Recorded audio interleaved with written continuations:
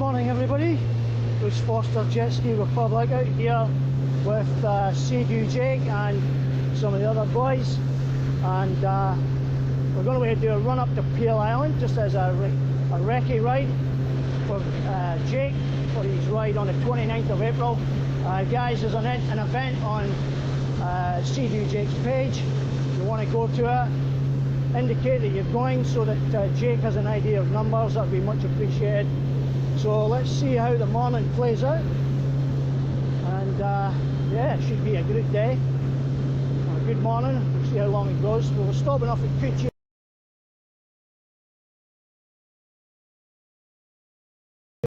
So yeah, it should be a good little run out. We'll catch up with you shortly. Everybody loves the sunshine. Folks get down in the sunshine. Everybody loves the sunshine. Sunshine. Folks get down in the sunshine. Folks get down. Get down in the sun.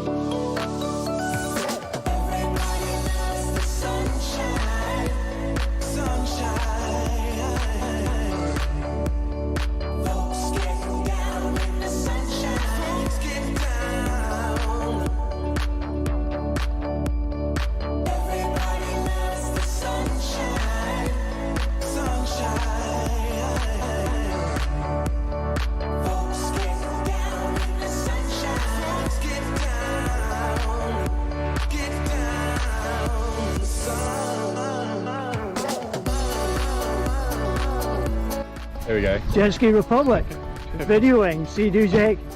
Sea-Doo Jake, videoing Jetski Republic.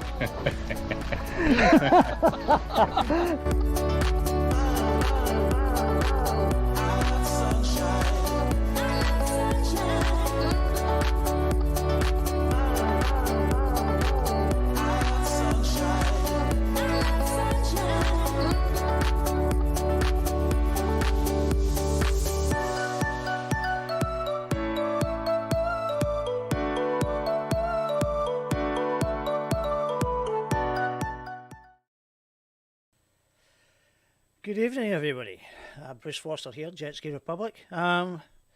Welcome. Hope everybody's had a great week. I've got my cup of tea as I indicated earlier before I came on. Yeah, so that ride we had there at the weekend there was with Jake Braun.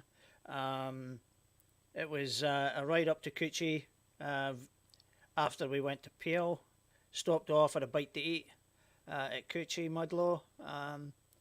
Yeah, it was good. Good ride. The weather was fantastic. It was perfect conditions. It wasn't windy, wasn't choppy. Yeah, good ride out. So yeah, all good and fun. And there's more rides planned. Believe me, there's more coming. So keep an eye out on the socials. There's plenty more things happening. I'm going to go through some of that later on. Hopefully the sound's okay. At the moment in time, I'm getting a bit of an echo in my headphones. But I don't know. I'm pretty sure it should sound all right for everyone live. If some people can give me thumbs up just to say that the audio is okay. It's a bit odd for me at the moment, but I'm trying to get used to it. Sounds good. Thank you, Chad. That's all I need to know. As long as everybody watching and listening doesn't get troubled by any echoes, that's fine. So let's go through Chad. Good evening, Chad Burdett. Let's go Danos. Good evening, sir. Would have killed that. Danos and Ryan are the guys from the Musashki brothers who did the charity for men's mental health. It was a bit choppy for them when they did it in November. So for those of you that are wondering, there is an actual episode that we did with the boys from there before Christmas. It's on the socials. It's on the Facebook and on the YouTube. So Jeff, sorry, Mr. Lakeford, good evening, sir, and Julia Williams, good evening. Julie's gone a bit stronger than me rather than the tea. She's choosing the wine. Are we going red or are we going white, Julie? Depends on what you're eating, maybe. No problem, Danos. Give us a shout when you're doing your next one and we'll get you boys back on. You can plug it. White. Okay. Any particular type? I'm just being bothered with my nose.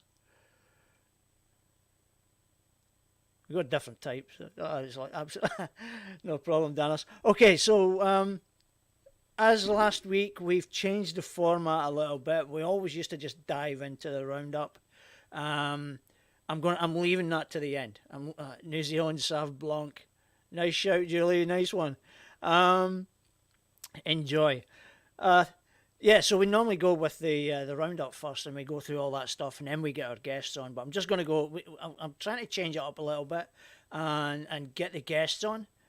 Just a little bit of feedback I've had from some people in regards to what might. I'm just trying it out. I want to see how it all goes, and if the feedback's pretty good from it, then the numbers hopefully will indicate.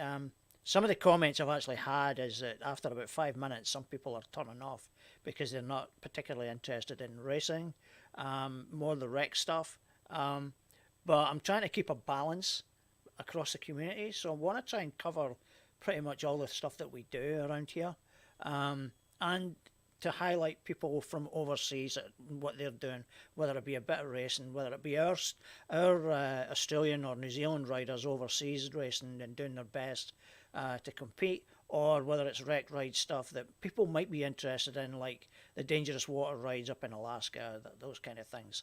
So I want to just bring them to people's attentions if they're not already aware of it. And put faces to the names of the people who run these as well.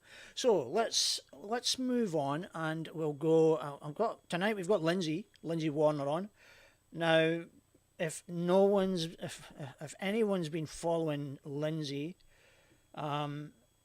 he's a jet ski adventurer extraordinaire. He's already done Australia, and again I had an episode with him on last year after he just completed Australia.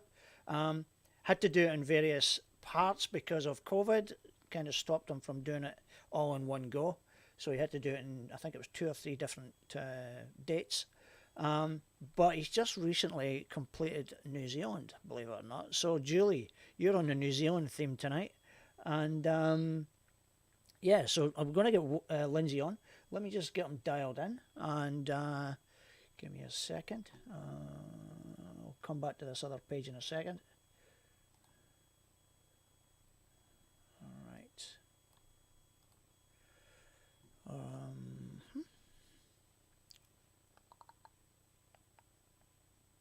This is weird in my headphones. I don't know what's happened, but I've got this major echo in my headphones. Right, let's go, Lindsay. Lindsay, hope you're ready, mate.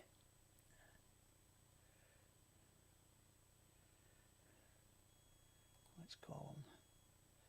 Fingers crossed we get him first time, and he's all good and ready to roll. Hey. How do you got me? I've got you, mate. Have you got video? I'll just go see if I can use it on my phone. I've got you, mate. Gotcha. Have you got video? I should have. Stand by. Oh, he's got it on somewhere else as well. He's got a Meko behind him. Okay. Stand by. Stand by. I'll have a drink of my tea while I'm waiting.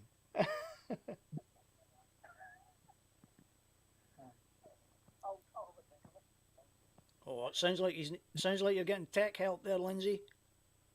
Stand by. I can see you on the screen. I'm just waiting to. I'll call you up. I'll need to call you, Lindsay.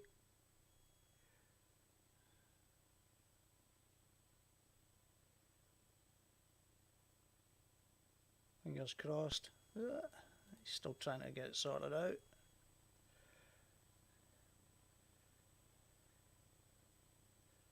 Ooh, we're a bit slow today.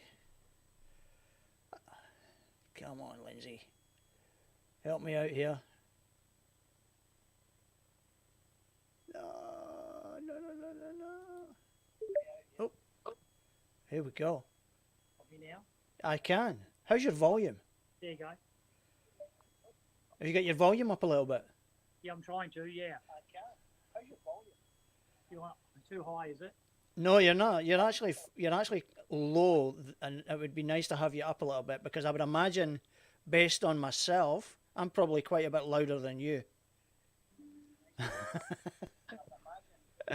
One question for you, Lindsay. Do you have this on somewhere else, on a computer? Not that I know of. I'm on my computer. Do you have this on somewhere else? Yeah, I've got it on my. Yeah. What to do is you can keep it on your computer, but mute the sound on it, because that's what feedback I'm getting.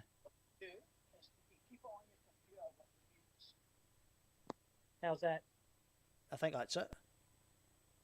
You got me now? Yep, I don't hear myself, no, so that's fine. I think we're okay. I only need to hear one of myself. I think one's enough. You look at my face, my teeth, are they clean? You're looking sweet, mate. Looking sweet. Listen, after cyclones and everything like that, mate, you're looking pretty good. I only lost about 6 kilograms on this trip. Damn, that's not bad. Now, just in case everybody, I've got some pictures here, so let me go and find just exactly what you did and where you went. So, oh, there we go, that's the one. Now, it's probably not the clearest picture in the world, but ladies and gentlemen, this just gives you an idea of what you have completed, Lindsay. No mean feat by any stretch of the imagination.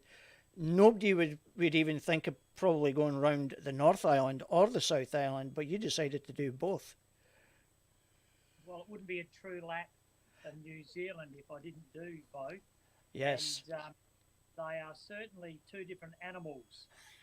But of course, New Zealand is so narrow that a weather pattern that you would normally get in Australia would hang around for 4 or 5 days.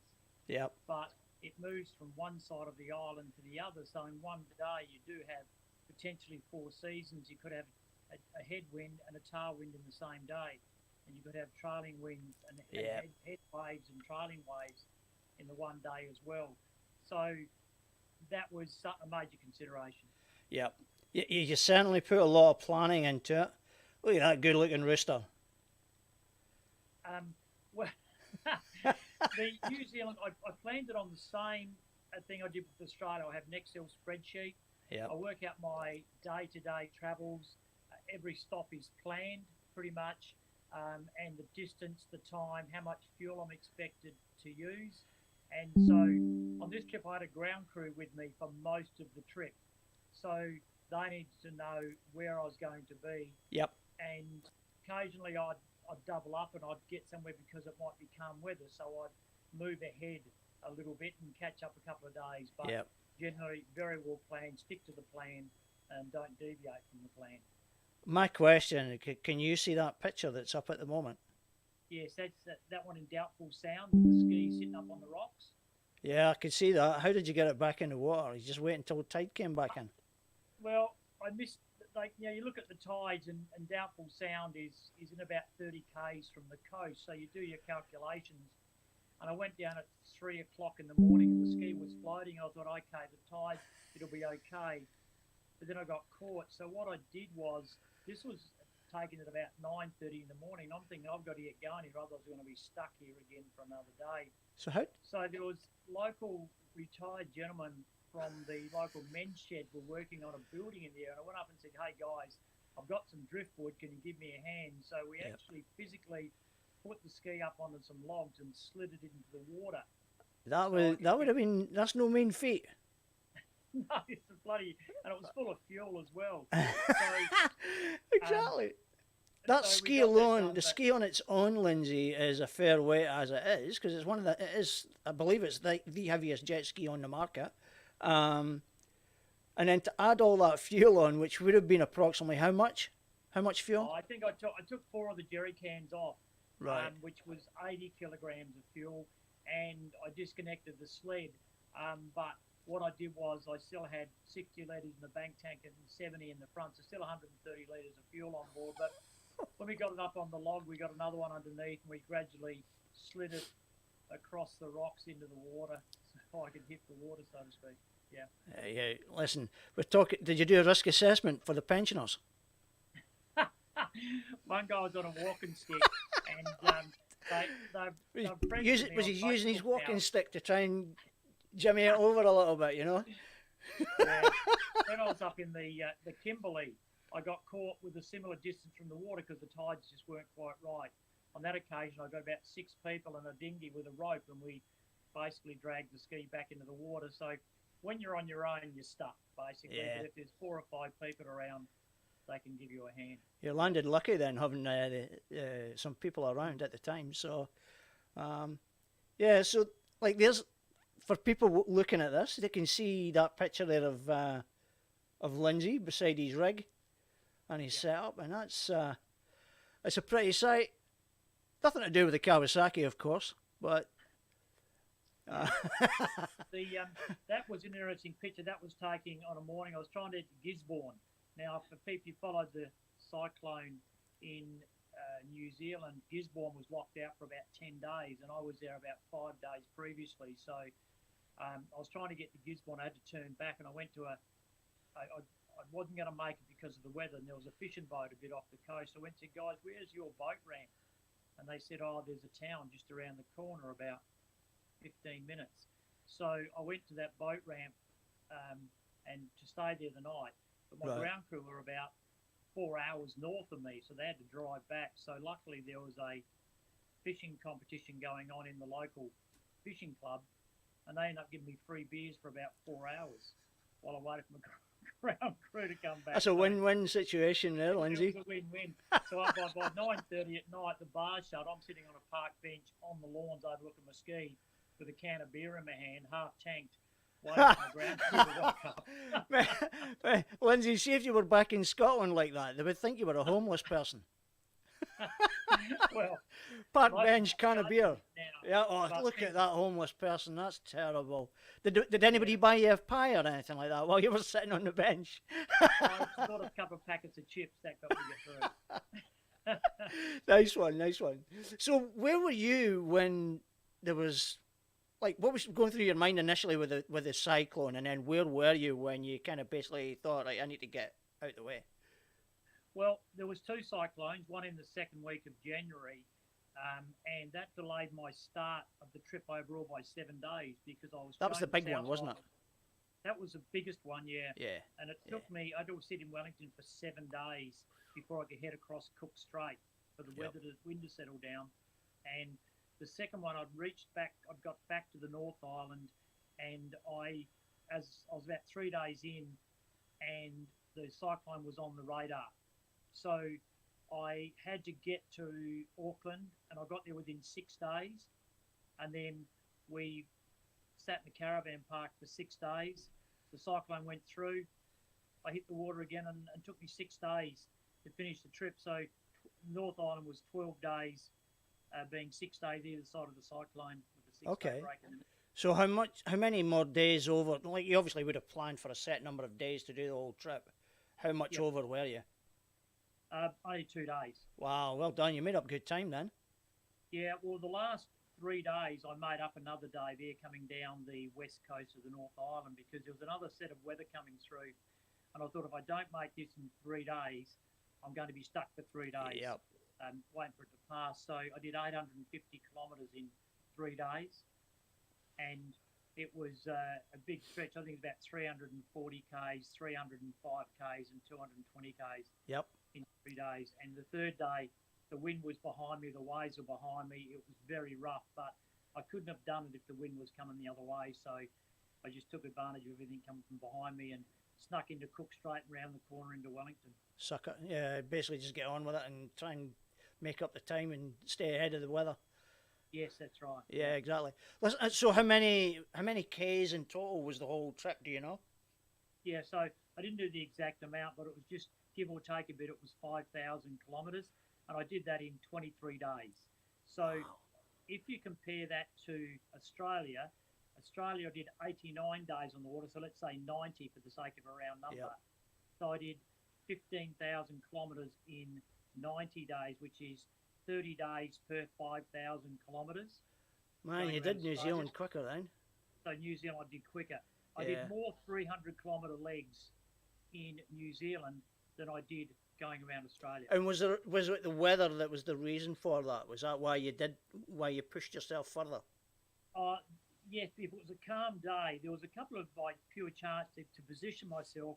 There was a kind of a long day, then a short day, and then one of my times coming up the South Island, heading to Southport. There was Westport and Southport, and there was only about 120 k's for one day. But because it was such a calm day, I was ahead of the curve, and so when I met the ground crew, I said, "Give me another 60 litres, and I'll knock 3 hours on the head or 4 hours on the head." Push on a bit, which yeah, put me yeah. a day ahead. Yeah. It's a hell of an effort, mate. How's your body after it? Well, I was really good because I am jet ski fit and I understand what's going on. I didn't have any major issues on this trip. I did hit one wave and I jarred I presume, a bit of a rib at one stage, and I thought that was interesting. I'd never damaged a rib before. I just got it wrong. So I was pretty well covered, and also I wore a dry suit, cotton dry suits made in Australia, just to give them a plug. And that was really good because I could wear really thick socks. My feet were warm all the time. I wore tracksuit pants under the, my shark skin thermals under the dry suit, and I wore really good boots as well.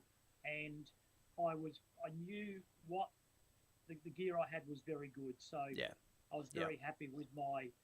And plus, I understood the ski pretty well, and I understand sometimes you got to smash it out, and sometimes you can take it easy. The same ski you took on the trip of Australia, wasn't it? Yeah. It was my original ski that I went around Kangaroo Island on, and then Tasmania. But I took two skis to New Zealand because I didn't want to get caught out, say, waiting 10 or 12 days for a part. Yep. So I had a brand new ski, a 2022 Ultra, exactly the same as my blue ski, which was a 2017. I basically had that for spare parts or an emergency. Right. And that sat on the trailer and never moved. Still only got 2 hours on it. Okay. And my blue ski, my 2017, has got 540 hours on it now. Well done. There's people that have got 600 hours on their skis around here, and they're only doing all the local stuff, but they're out all the time. They're out all the time. You know what I mean? It's just, like every day you see them posting something up, and it's like, oh, how's the hours on your ski? I've got like for me, I've got the same model of ski. It's a 2013 model. But like I'm only getting up to the 170 mark because it's sat for a while because I've worked overseas for a while as well. So it never really got out as much as it should have.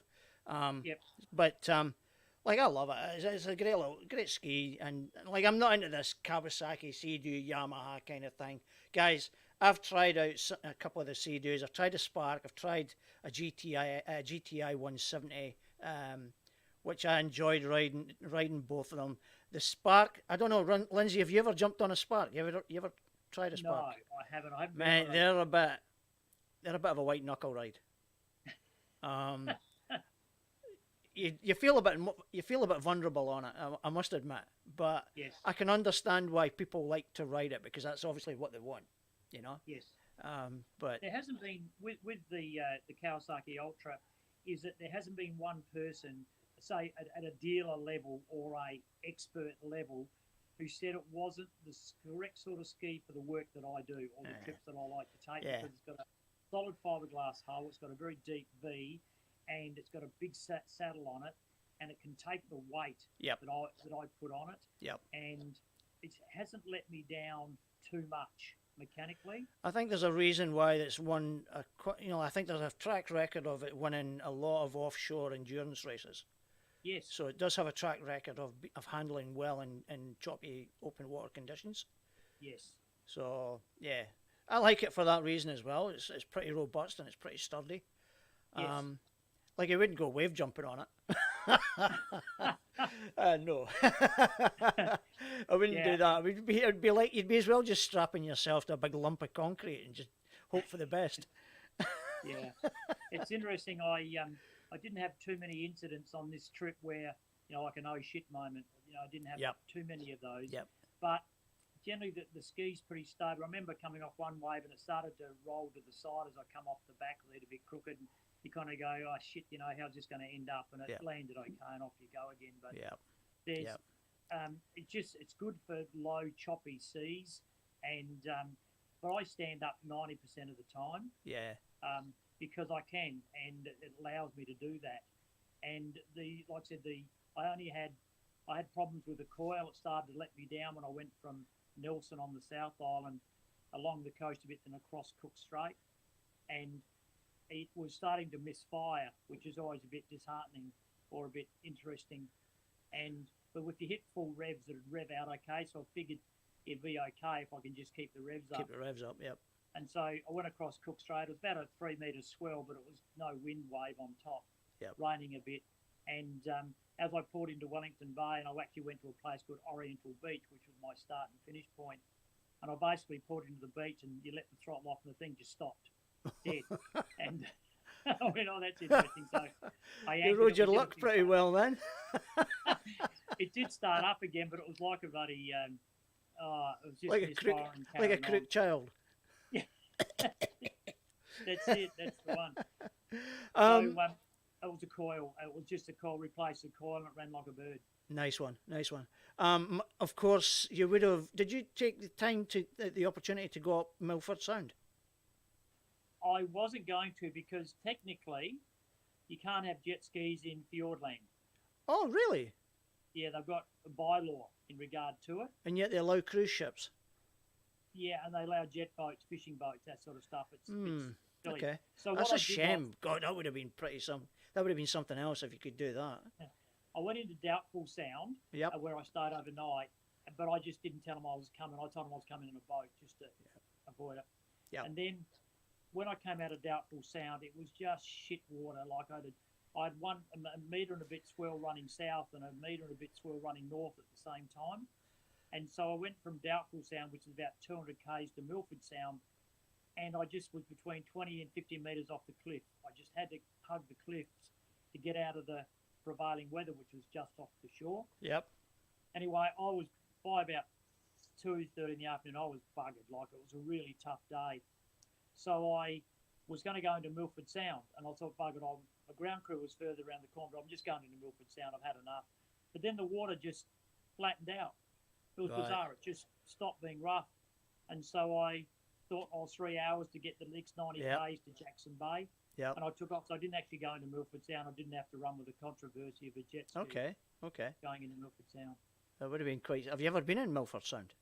No, I've never been Oh, to man, that's a lot of places in New That's Zealand. something else. Like you look Yeah. at those mountains, and it's like whew, they just keep going. They just keep going One up. of the most beautiful things was Fox Glacier. As I was leaving Jackson Bay, heading north up to Westport, Okay. about a kilometre offshore, I suppose. And the glacier was stunning. The mountains were stunning. Yeah.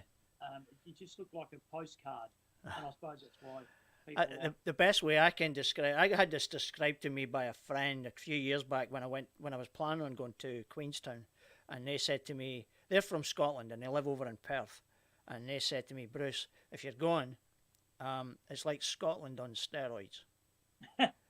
And I got there and he wasn't wrong. Yeah. There's something mentioned though, with all the mountains in New Zealand, if you flatten New Zealand out, it'd be the same size as Australia. It wouldn't surprise me. It wouldn't surprise me. Yeah, stunning place. South Island, like I've never been to North, so, but if the North's anything like the South, I would imagine it's equally as good. So, yeah, pretty stunning. My question is obviously, like I asked you last time after Australia, you mentioned then you're going to do New Zealand. You were thinking about New Zealand. You made it happen. Yes. What next? I promised myself I wouldn't do this, but I'm thinking about another trip. But I'm not going to declare that yet because I've got a few things I need to sort out. One, I've got to get my jet skis back from New Zealand because they won't come back until mid-May. Oh, okay. On the ship, so I won't have them. But I suppose I've got to give myself, 12 months to plan. When I do something, I buy a map of where I want to go, put it on the wall, then I start to put yellow stickers on it. Then I get my spreadsheet out and I start to Calculate. enter in places and those sort of things.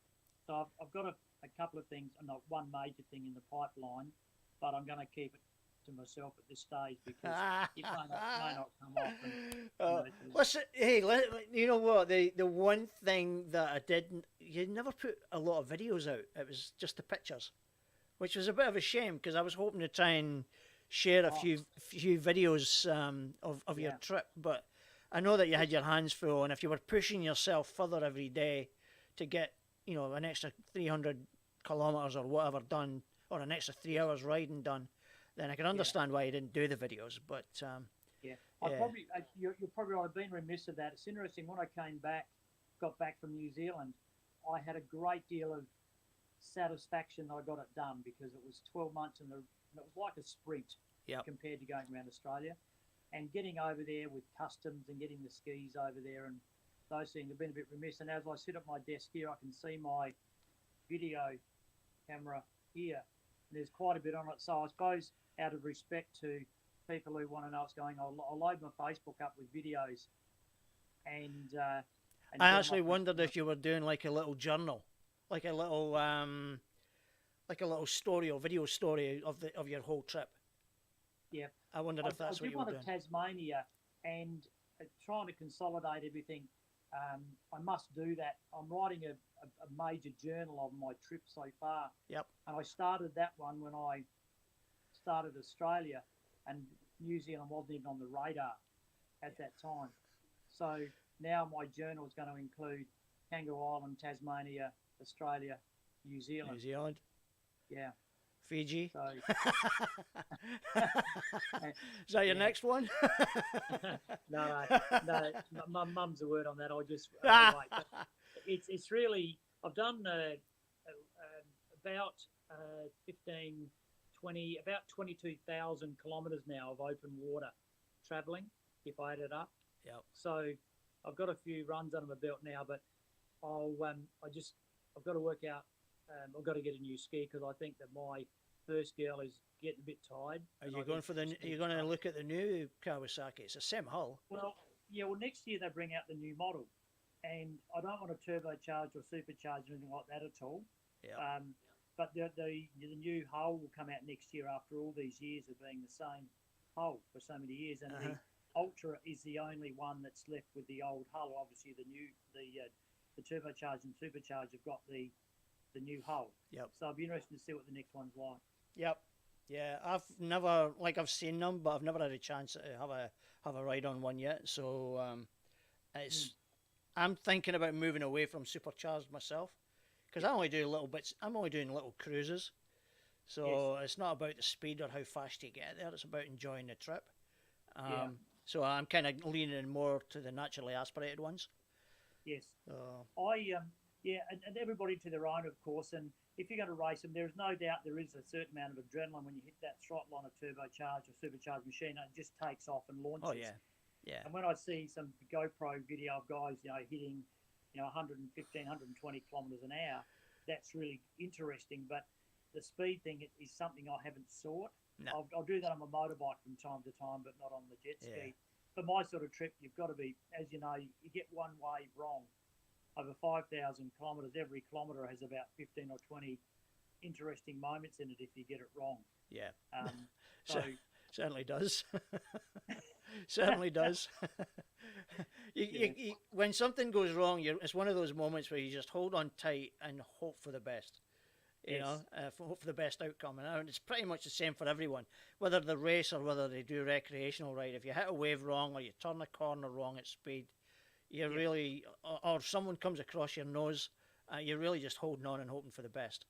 And that's just the nature of the beast. But it's like that with everything you do, whether you're driving or riding a bike or whatever, you know. So, So with mine, I found that every morning when you get going in the morning, you've got to find the rhythm of the ocean, and each ocean depends on quite a fraction of how the wind's going, how the tide's going, etc. And you've got to find the rhythm, and sometimes it can take 15 or 20 minutes, and that first half an hour, 45 minutes is quite hard work as you try and find your speed, but then suddenly you get into the groove. Yep. And you're pretty right. But if you think, oh, I'm going to go and try a little bit faster, you just start to bounce and bash. Yeah. You've got to back it off sometimes. And Yeah. I was just an interesting one. There were some huge rolling waves on the west coast of the North Island, especially in the entrance to Auckland Bay on the other side. And they were just huge, like being in a paddock full of elephants. They were just monsters. And I was watching, some of them were breaking, some weren't, but it was really glassy water, these huge, beautiful waves. And as I went past one bay, they actually turned around and started to go in a southerly direction, and it was glass. And the ski was just getting up and dancing, like it felt like I was going that fast. I had to back it off, and it was just the most beautiful feeling on a glassy day. I didn't have a lot of glassy days, but the other funny thing was most bays, harbours, marinas, etc., are protected from the prevailing weather. So when you come into the harbour at the end of the day, the ground crew's waiting, and I'll be getting smashed all day, and I just come around the point and the water suddenly goes flat, and I kind of come riding into the harbour or the boat ramp, and the ground crew's going, oh, that was a good day. It was pretty calm out there. And nobody's seen me in the last half a kilometre. Yeah, exactly. They've only just watched you coming in. Wow, it looks fantastic out there, Lindsay. You're coming back, you're like, oh, Jesus, what have I been through? It's like a washing machine. That's it. Yeah. No, nice one, Lindsay. Yeah, okay, so, well, you're obviously keeping your next one close to your chest, so you're not letting much out of the bag for what's happening on your next ride. So, how's the missus get on while you've been away? She keeps me sane while I'm away. No matter which one I do, at some stage, the stress and the drama and the pressure gets to you.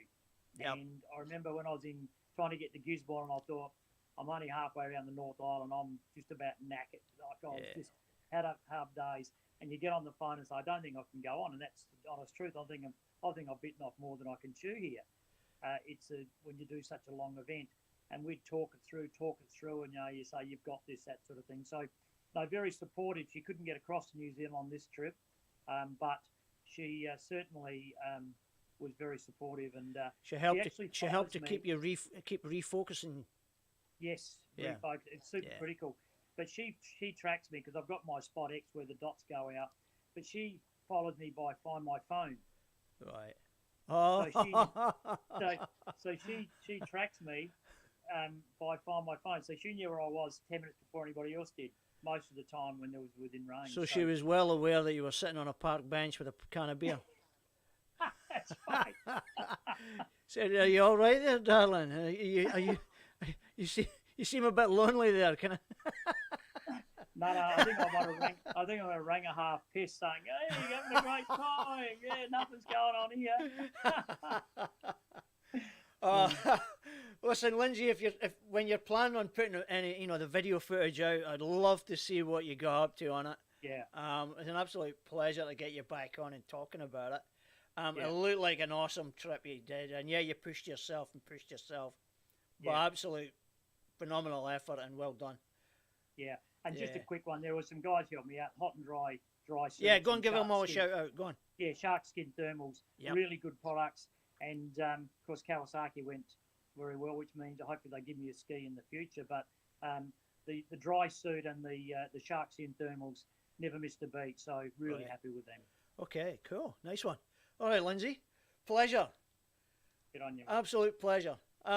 When you're deciding to do your next one, I'd be keen to find out what it is so I can help plug it for you and get you a few more people interested in what you're doing.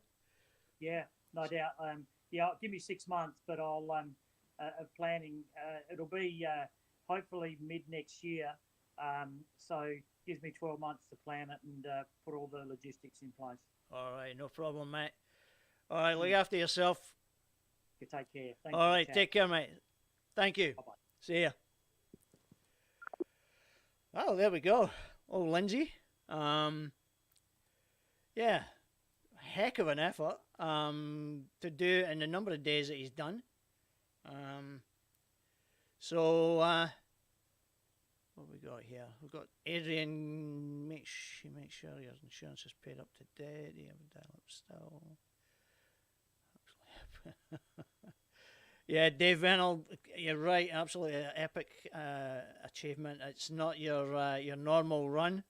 It's not your normal recreational ride. It's seeking sheer adventure, and he's done it before. He's got experience in doing it, and he's done it again. It's not just anything that any of us can just dive in there and do. But hey, listen, if you are thinking about doing something like that, I'm pretty sure if you reached out to Lindsay, he would help you and point you in the right direction as to setups and all that kind of stuff and equipment that you would need. I'm pretty sure he'd do what he can to point you in the right direction. So it's certainly worth something to consider. So yeah, great stuff. I love when people like Lindsay do stuff like that. It's just absolutely epic stuff to do. All right, so we'll move on a little bit. We'll do this roundup and we'll kind of close things up for the night.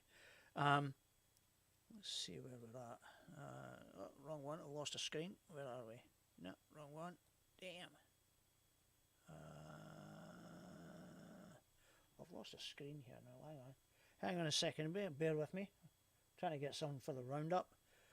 We'll see if I can find it. Let me just come out of that and back in. There we go. Got it. All right. So, what do we have? We've got, what dates are we at? We had the New Zealand boys just had round, oh no, is that right? Yep, it is, sorry. Dates are right. Round 4 and 5 down at Kinloch. The boys just did their recent events. Dave, I can't remember. Good evening, Fred. Ron, good evening, sir. Adrian, Dave, Julie, Dan, I've got them. Okay. Who do we have? Dave, I think there's some, I'm not sure if there's results up here. Oh, here we go. I'm not going to go clicking on these results, but I want to keep giving a shout out to these various organisations that are doing all these events and doing rides and stuff like that, just so that people are aware of it. Because it's not everybody that follows these things. It could be happening on your doorstep. You might not even know it's happening because it hasn't been put out there.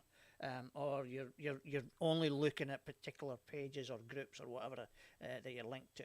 So the guys in Jetski Racing New Zealand down in Lake Tupper at Kinloch, they had round 4 and 5 of their summer series, and the results are up on the Jetski Racing New Zealand Inc. Facebook page. So go check it out if you're interested and see what there is. Go have a look at their page. And if you're down that, if you happen to be that way, or you're interested in round 6 or 7, which is on the 22nd, 23rd of April, look it up, get in touch with Dave Venel, or just message the Jetski Racing New Zealand page, and they'll get back in touch with you and keep you right, point you right, even if you're a beginner. Women especially, we want to get more women involved in it as well. When I last spoke to Dave, that's what they were leaning at, is trying to get more beginners and more women riders. So a great opportunity to get in, to get started. Let's go New South Wales. New South Wales just had, yes, they did. They had round 6 at the weekend there.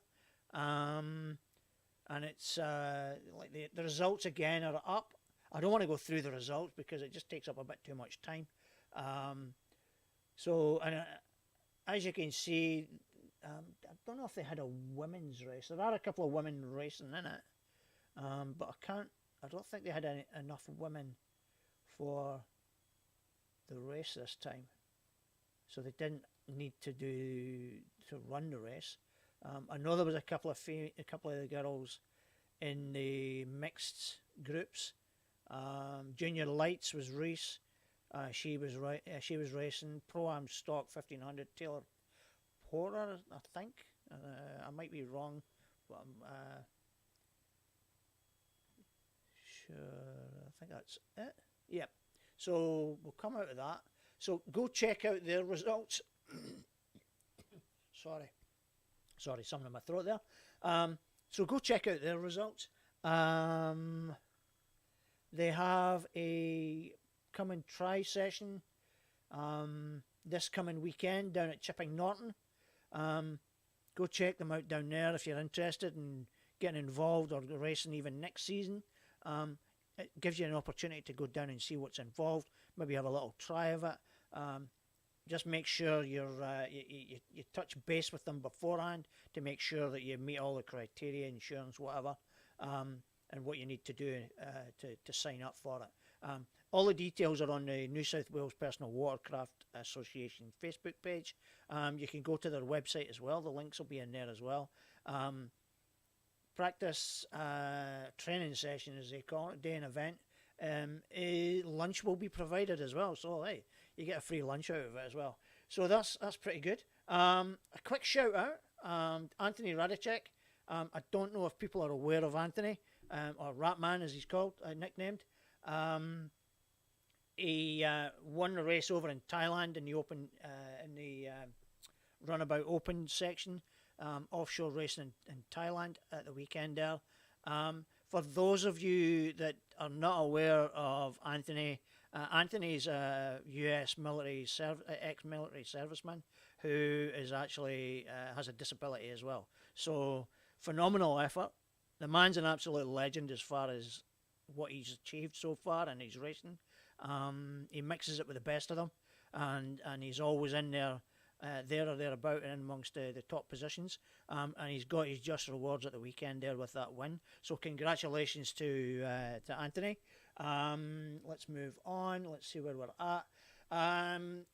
West Jet Sport West over in WA, Jet Sport West WA Jetski Club Facebook page. You can see it there on the screen. King of the River ride at the weekend, this coming weekend. Closed course. It's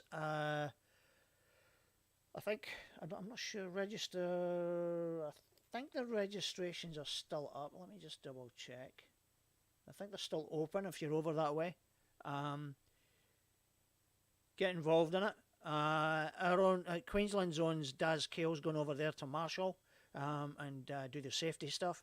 So he's helping them out over there. So good luck to you over there, Daz, and anyone else who's involved in racing this coming weekend there. Good luck. I hope it's a great event. Sure the weather will be great.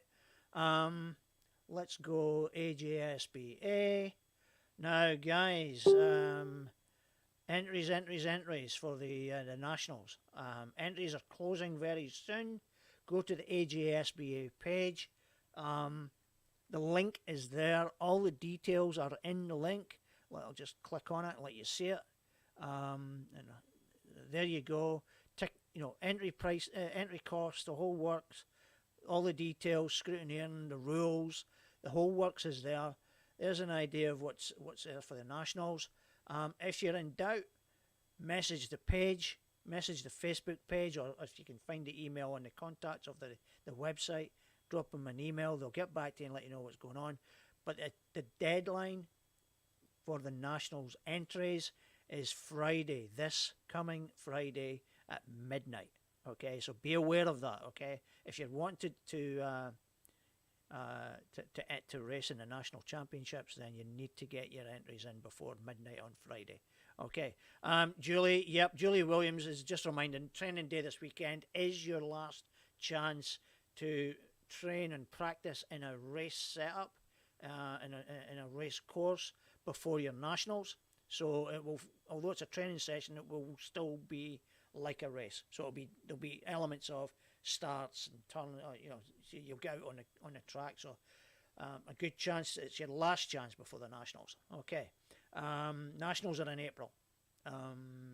End of April, 1st of May, I think it was. Give me a second. Let me just double check it. What's the date again? Yeah, there you go. 30th of April, which is a Sunday. 1st of May, which is the public holiday on Monday. Okay. All right. So let's go. Let's move on. All right. Rec stuff. we've got a few things going on.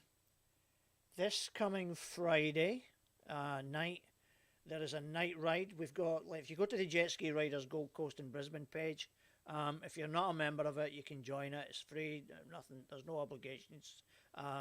You can join, have a look and see what the events are. Alan Skinner's running this one. There's a few other people involved in it as well and riding it as well. Gabby Bruskowski, she's helping out as well.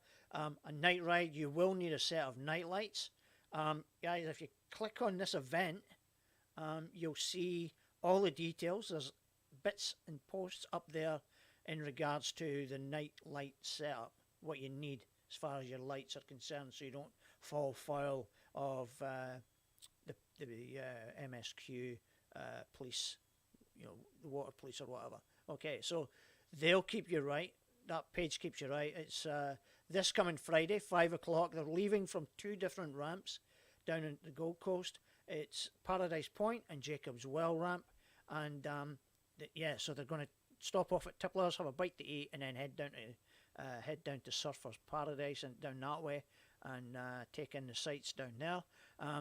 Be aware the Paradise Point ramp is a good one to come back into. They're talking about being out for anywhere up from 9 o'clock till 10 o'clock at night. So when you're coming back, Paradise Point's a pretty decent one to come back into. But bear in mind that if you're going from Jacob's Well and if you're comfortable with being in complete darkness between the turn off for Paradise Point ramp and up to Jacob's Well, it will be pitch black. I'm not sure. I don't think there will be any moonlight. So you will be in complete darkness with just your lights and those other riders that are with you. If you're not comfortable with riding up to Jacob's Well, I would suggest you leave from Paradise Point. Okay, but don't just turn up.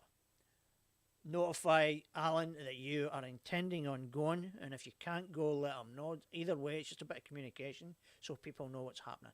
Okay, Sea-Doo Jake, the old mate, got a little session on Saturday morning at Cabbage Tree Point boat ramp.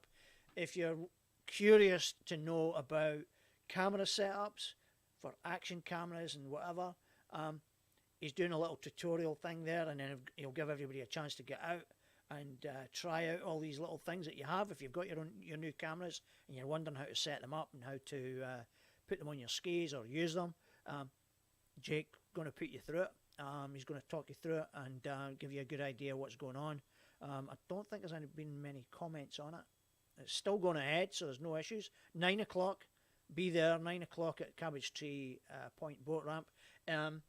Guys, I'm hoping to try and get down there. My plan is to be down there, and I'm going to try and do a little land-based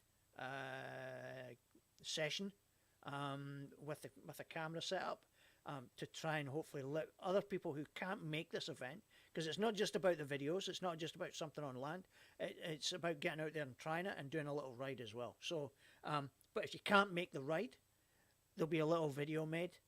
Hopefully, maybe I might even go live with it, so that it's a real time Q&A. So that'd be a good opportunity if you can't make it to tune in and see what the go is with that. Jake's quite happy to do it, so we'll see how it goes. Hopefully, I can get there Saturday morning and we can set that up, and I'll let Jake know. I'll post something on the Jetski Republic page just to indicate that we're actually going to be doing it. For definite or not, and whether we'll be going live or if it's going to be recorded. So I'll let you know either way. So, but if try and get to this event. If you can't, good a little information thing for you. Where else are we? Let's see what else we've got. Night ride, action camera. I'll come back to that one in a minute. Now, again, Sea-Doo Jake Braun. I think is it Braun or Bruin? I think it might be Bruin. I've probably been saying it wrong. Jake, my apologies, mate, if I've been getting your surname wrong. He's doing a Sea-Doo Jake ride on the 29th of April, 9 o'clock, trying to make it a large event. Now, for those of you that did the Tangaluma ride and the Moreton Bay Island ride a few weeks back, where there was like 180 skis, massive event, massive number of people were there. great event itself. This is going to be Pale Island this time, and that's the reason. That's if you watched at the start of the show, there was the video I put up, which was our little ride up to Pale Island, just to kind of get a feel for it. And I'm going to finish the show with Jake's actual video as well, which is a bit longer, which is why I'm putting it on at the end. So if you want to hang around and watch that, then hopefully you'll enjoy that. Yeah, so let's just click on that one just now. Everything that you're seeing in these events, there's posts that are relating to those individual, those particular events. So there'll always be comments and advice relating to these rides. People are obviously getting a wee bit, are getting excited about it. So there's Pale Island there. So nice spot, fantastic spot. We did it on Friday past just to check with the tides and the conditions. Yeah, it's a month away yet, but hopefully the weather's going to be similar. It'll be a little bit cooler in April, but hopefully the water conditions are just as good, and we get a nice sunny day for it as well. So that'll be pretty good. So again, go to that event, indicate whether you're going or not. You can invite friends if you're already in it and you're going. You can invite friends as well. So a great opportunity to mix and meet other people from the same ride.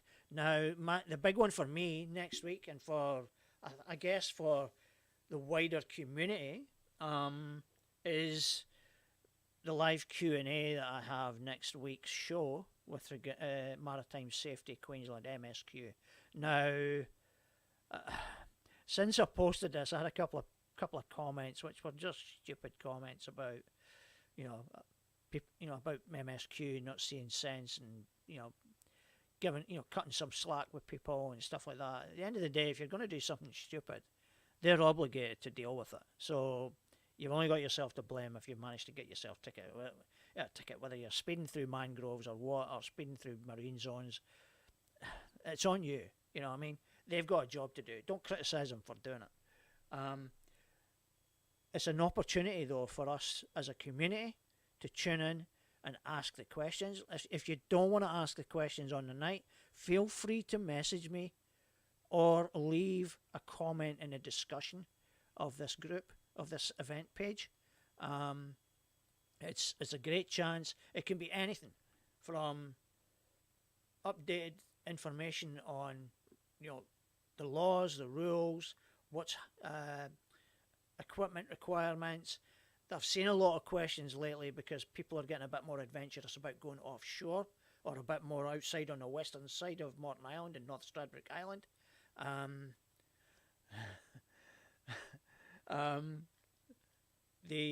So it's and the question is always about, what do I need with me? What should I have? What am I legally obligated to have with me in case I get into trouble?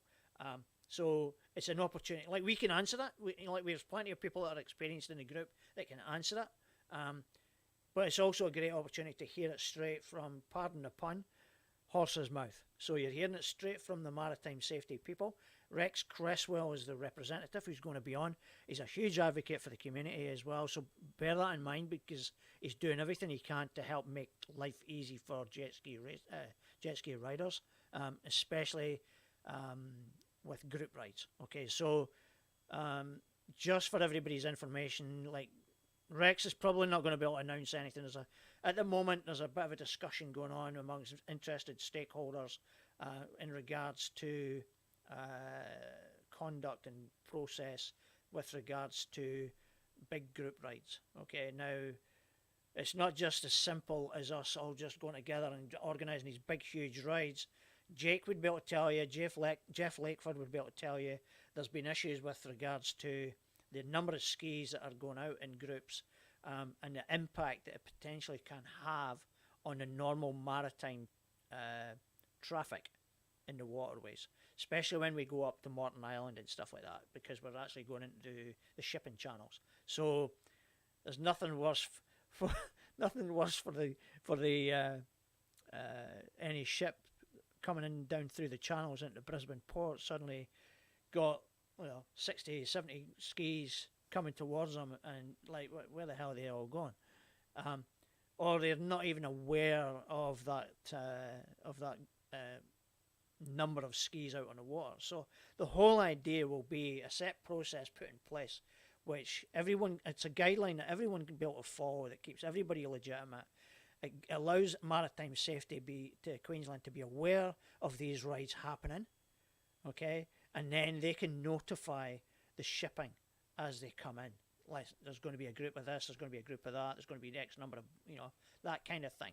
So it's nothing definite at the moment. It's a proposal that's getting put together, which is going to get input from all the relevant stakeholders that are invested in this. But it's certainly a big, massive step in the right direction, and it's Maritime Safety Queensland that have come to us to try and help us with this. So it's something that they're keen to nurture as far as jet ski community is concerned. So we're all for that. Okay, we're all for that. All right, so that's your chance to ask your questions, whether anything marine time. I get that, Stoops. It's not that hard to navigate around a huge ship. It's not about us, though. It's about the ships that are coming in to Brisbane Port area. And it's not just Brisbane Port area. For us, this is going to cover the whole of Queensland. So the stakeholders involved in the input and the feedback to this, it's across Queensland. So we've got people up north who have got a vested interest in this. So it's for the shipping themselves. It's so that they can make aware of increased traffic on the waterways with recreational riders. Okay, so that shipping coming in are aware of people that are there and are not just immediately confronted by it. It's like, what the heck's this? Okay, so I get the fact that it's not hard to go around a huge ship, but when you if you look at the last group that we had on a big ride, which is nearly 180 riders, at Tangalooma, that's pretty close to a shipping lane. A lot of people diving and ducking around in the waterways out that way. So it's just a bit of courtesy, a bit of common sense, and if anything does go wrong, they can help us out as well. So it's not just about it's about educating everyone involved as well as the riders, but as well as the shipping that's coming in as well. It's for the big ships. It's not for the small recreational boats. It's for the big ships. It's just Brisbane area and other ports up and down the country. I don't think that's something they're going to go down, Stoops. An interesting question, though. I wonder if the group riders should be equipped with a VHF to contact the big ships. I think MSQ is trying to simplify that, just so that it's very much a case of a bit of common courtesy to be aware of it and notifying the ships that it's happening. And that's what the whole consultation is going to be in regards to how do we proceed with that? What is the best course of action? So, interesting point, and it's certainly something that we can take on board. I'm pretty sure it would be coming up in the consultation. So a draft's going to be getting put together, and then obviously the feedback from all the relevant stakeholders will take place after that. So we'll see how it all plays out and pans out. So as soon as something's ready to drop as far as finalising it, everyone here will be the first to know about it, and across the groups as well, across all the social groups as well. So so that's next week. All right, 7 o'clock. We're not going early. We're not going early or late. And what I would point out to you is it will actually be on Tuesday night. Okay, it's a Tuesday night we're doing this, not a Wednesday night.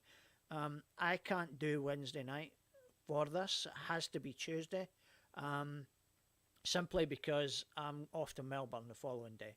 So I get that, Stoops. Just thinking about it from a point like when you're travelling to building sites. Yep, I get that. But I think this is where MSQ they're looking to just kind of be the point of contact, so that it just kind of all comes from the one place instead of multiple riders or whatever, or multiple people. Because the group rides don't all leave from the same ramp. They're led by riders from multiple ramps, and then they all converge at the rendezvous point at the Peel Island or Mountain Island or wherever it is, or up north, up around the Whitsundays or whatever. So it's just to simplify things, and that's what we'll work on. That's what's going to be worked on. Okay, so I've chatted more than enough on this at the moment. If you have your questions, you have your suggestions, Stoops, tune in next Tuesday, and by all means, bring that point up. It's certainly, like, Rex wants to come on. He wants feedback. He wants comments. He'll take on board what everybody's saying. Let's be constructive, though. It's not a shooting match. It's not a chance to have a go at them for any particular reason. We're here to work together with them, and they're wanting to work with us, which is a great thing for the whole community. So let's just make this happen, and let's work constructively together to make things easier for everyone. Okay. Tune in next week. Next Tuesday, 7 o'clock, and Rex will give you all the information and answer your questions. All right, so let's move on. Let's get. So that's us for this week. Got an hour and 10 minutes almost already. Where's the time gone? Listen, I thank everybody for tuning in. I really do. I really appreciate everybody putting the time in, and I understand not everybody sits and watches. Not everyone sits and watches the whole show. They come in, they flip in and out all the time, and I understand that. So it's I really, really do appreciate everybody tuning in, and yeah, I know we talk some crap sometimes, but I like to try and my whole purpose is just to try and help keep the community informed and keep us going forward together. So that's the main thing. And if there's rides and stuff like that happening, that's great. One thing I did miss out on recent rides lately was the guys down in Victoria. They did a recent summer trek ride as well. So a shout out to them. Congratulations on a good ride there. They'll be if you're down in Victoria, keep an eye out on what they get up to as well. So look them up on the socials. They won't be hard to find. So we'll catch up next Tuesday, 7 o'clock. I'm going to leave you with Jake's ride, which is the same one that I did on Friday. He's done an extended version video. It's basically his weekly vlog. Have a look at it, watch it. You can watch all of it or part of it. It's up to you. I enjoy it. He's got some great content. You should look him up. Do Jake. Like his socials on his YouTube channel. But he's always got a good little video going up, or a good little reel going up. Guys, till next week, wherever you happen to be, if you're out and about, take care. Remember, we've got some events coming up. Night ride on Friday. Do Jake's action camera little workshop ride event on Saturday at Cabbage Tree boat ramp, Cabbage Tree Point boat ramp, and until next week, till next Tuesday, have a great weekend wherever you happen to be. If you're out and about on the water, have a great time. Take care, look after each other, and we'll catch you on Tuesday. Take it easy.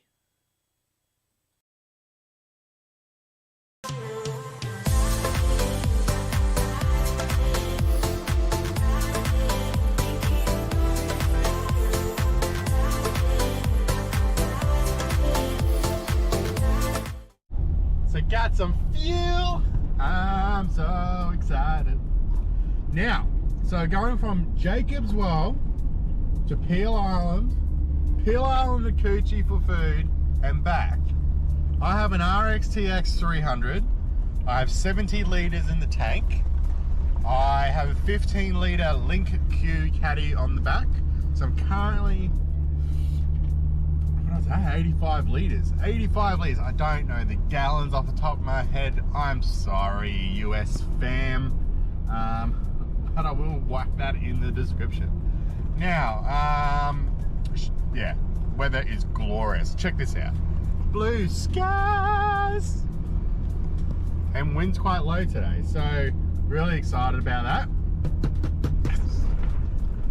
Cruising speed is around 70 kilometers an hour.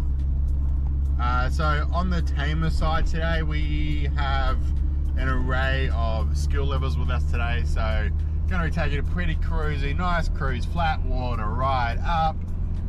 Ooh, might do some fishtails. And yeah, it's just going to be a good vibe day. Hopefully get some really cool content Hopefully we see some dolphins. And yeah, I am just pumped. I just haven't had a good ride in a while. Oh wow, let's not go there. Next scene.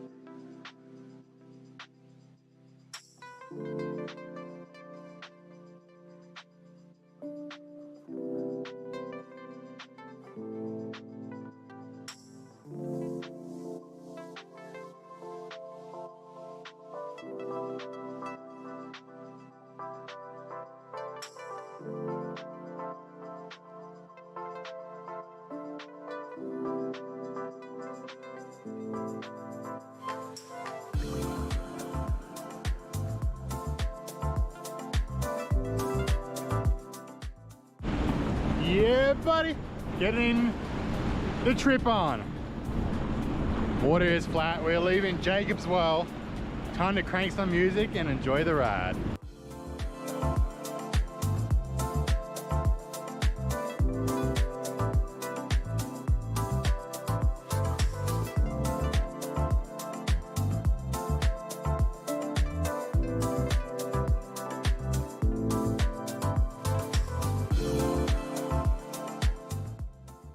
West side of Peel Island, let's get it. Woo! Gang's coming.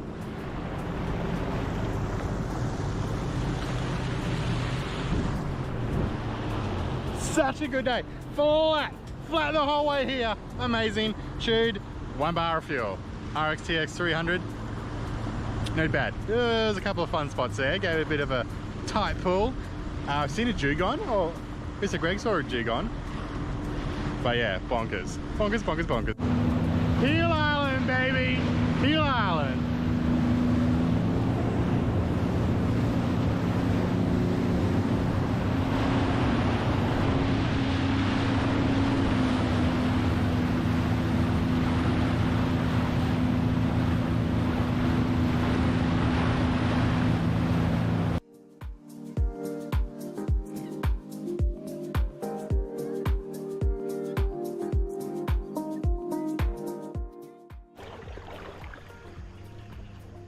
Gang, gang.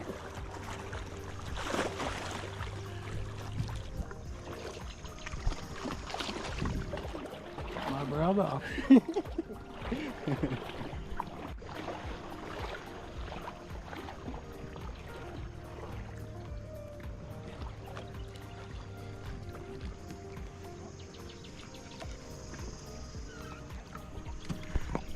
We made it to Peel Island.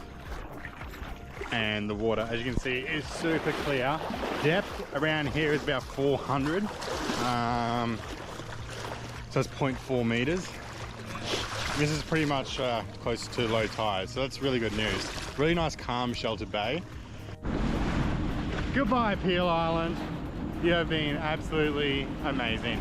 Look at that behind me, that's just absolutely magical. I'm gonna go take a look at the shipwreck and then go get some food at Coochie Mudlow Island. The famous shipwreck of the Titanic vessel. Woo!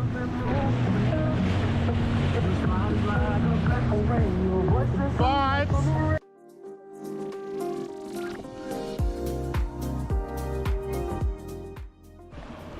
Coochie Mudlow for breakfast.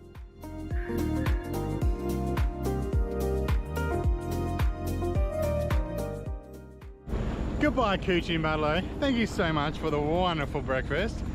But it's flat water and we need to ride.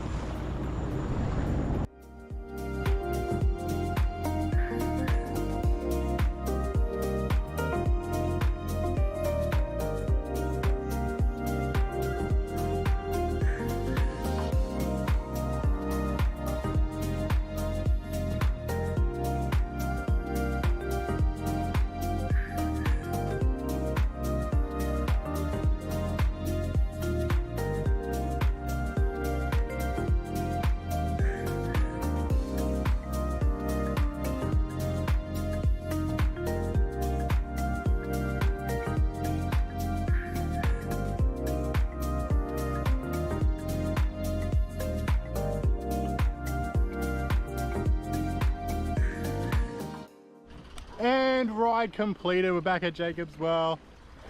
Did you have a good time, mate? Nah, CD Jake is nothing but an arsehole. Facts, absolute facts. Edit. Did you have a good time, mate? I did, mate. Thank That's you. good. That's good. Did you have a good time? Loved it. Oh, Thank you. awesome. Awesome. That wraps up today. See you on the next episode. Woo! Bye.